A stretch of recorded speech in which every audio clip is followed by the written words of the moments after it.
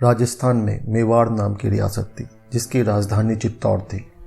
मेवाड़ के राजा राणा संग्राम सिंह ने मुगल बादशाह बाबर के साथ वीरता से युद्ध किया।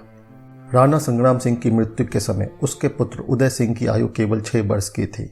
इस कारण उनके बालिग होने तक बलबीर नामक एक मंत्री को राज का चलाने के लिए नियुक्त किया गया। कुछ समय तो बलबीर राज्य का काम अच्छी तरह संभालता रहा, किंतु धीरे धीरे उसकी नीयत बदल गई। वो सोचने लगा, जब तक उदय सिंह जीवित है मैं मेवाड़ का राजा नहीं बन सकता। उदय सिंह के बड़े होने तक मुझे यह गद्दी छोड़नी पड़ेगी। उसने मन ही मन उदय सिंह को मारने का ठान लिया। उदय सिंह की मां ना थी। पन्ना नाम की दाई उदय सिंह का पालन पोषण करती थी। पन्ना का अपना पुत्र भी उदय सिंह की आयु का था। पन्ना ने उदय सिंह को अपना दूध पिलाकर पाला था। दोनों ही उसकी आंखों के तारे थे। पन्ना को बलबीर की बुरी नीयत का पता चल चुका था, इसलिए वह बहुत सतर्क रहती थी।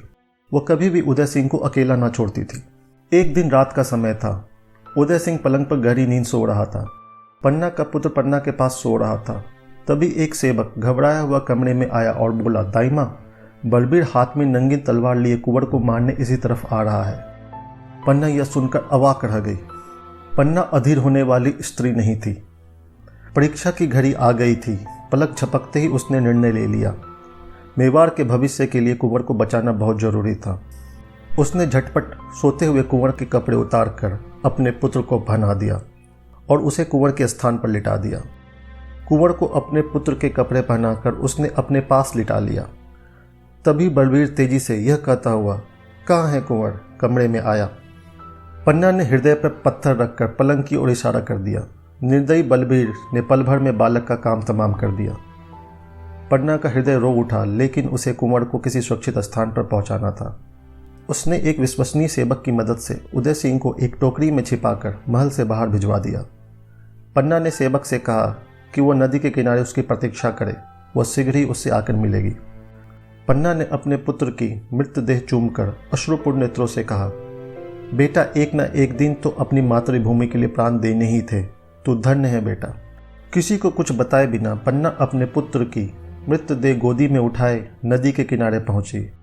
उसने पुत्र का शव नदी में बहा दिया और उदय सिंह को लेकर रातों रात चित्तौड़ से दूर निकल गई।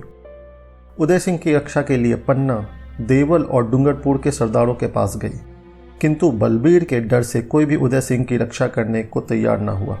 अंत में कमलमेर के राजपूत आशा शाह ने उदय सिंह को शरण दी और उसकी देखभाल तथा शिक्षा का प्रबंध किया। उदय सिंह की रक्षा का सारा प्रबंध कर पन्ना चित्तौड़ लौट गई। उदय सिंह जब बड़े हो गए तो चित्तौड़ के राजपूतों को उनके जीवित होने का समाचार मिला।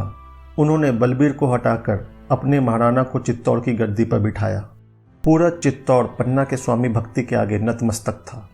अपने पुत्र का बलिदान देने वाली पन्ना इतिहास में अमर हो गई।